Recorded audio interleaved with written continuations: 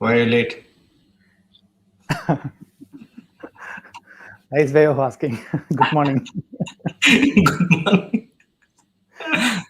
There's no perfection, even in introduction. Yeah, Yeah, I had to set up the whole place. So, yeah, but you why? know, I got quite a number of gadgets. I need to arrange the light, the camera, the monitor, the mic. It takes time to set up something perfect. Let me ask you something. Who cares?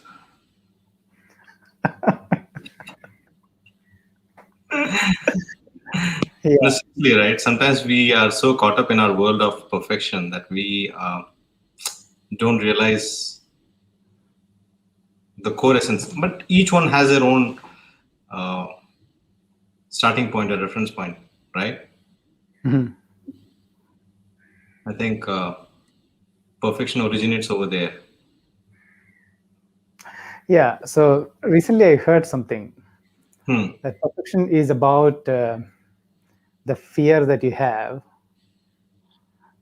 because if you are perfect, then people will not complain about things Hmm.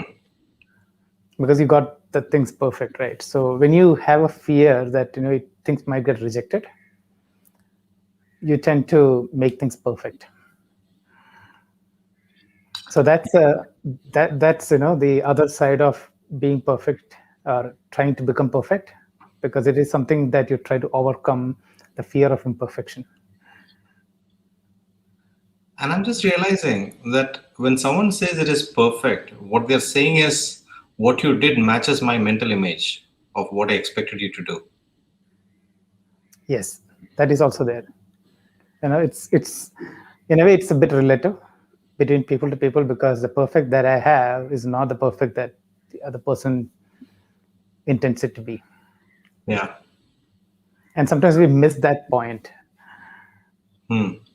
because something that is perfect for someone is just acceptable to me, and I unnecessarily make it we try to make it better and better for no use, right? When you say no use, because when someone aims to be perfect, a lot of times, again, it depends on person to person, uh, experience to experience, and activity to activity. Nevertheless, they are all people who are people pleasers. Hmm. You see, if you look at people who are chasing perfection, they might have an inherent quality of pleasing other people consistently, constantly. They derive pleasure from pleasing others. What do you think about that? I don't think it's about just about pleasing. um, it is about when we try to become perfect, right? What Yeah. we're trying to do is we're trying to tell that please accept me. you know Pleasing is one side of things, Hmm. right? Okay. Or please accept my product, please accept me because I am perfect, or what I deliver is perfect. Hmm. And that's what we should be probably wary about, because pleasing could be, so sometimes has to be done as part of some, as a strategy or to get things done. But when we go beyond pleasing, right, when we go in a different direction altogether, where that need for perfection is not for others but for us to feel good about it. So, it's like pleasing oneself, I would say, on the other side. What has been your relationship with perfection over the years? I get annoyed, if a character is misplaced, if there's an extra space. I think that's a different kind of perfectionism. I think what we should be worried about is a perfection that kind of hinders us from Hmm. delivering things or getting things done. Yeah. So when I type, I need to be perfect. When I set things up, I try to make this perfect. But when that perfection causes a delay in the discussion, Yeah. that's a problem. I mean, that must be a problem. What do you think about OCD? People who suffer from OCD. I think that's different, right? Because OCD is like a mental state to. It's not about nitpicking. It is about not being confident or happy about things, and they tend to do things over and over again. While perfection, it could be a part of the product or thing that we are building. But OCD is something that you arrive at, right? Obsessive compulsive disorder. That is something that you're not. I don't think you're born with it. It's like a muscle that builds on. So probably parenting or something has constantly demanded perfection from them all the time for everything. Perhaps I'm just thinking over here aloud, uh, which has led them to take that into other areas of life. Right. So it's how one conditions oneself into becoming like that by not being confident about even the perfect things that they have done.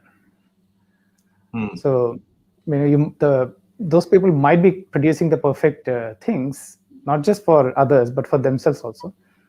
The OCD might cause them to reevaluate things and reattempt. So when you look at the the problem of perfection, I think if we start seeing it from two different point of view, like from the thing that we create, the work that we do, as against how it originates from ourselves. I think we cannot. It's good to have a perfect product. Sometimes even Apple products, they go into the much detail.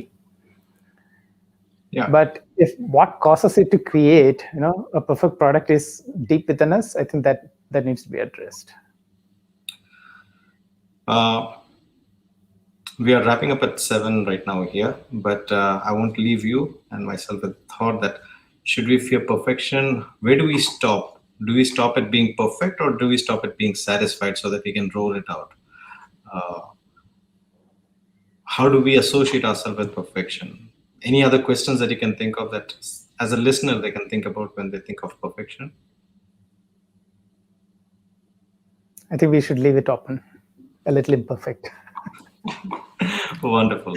That is a perfect ending to an imperfect conversation. All right. Till we meet again. Have a great day. Sure then. Goodbye. Goodbye.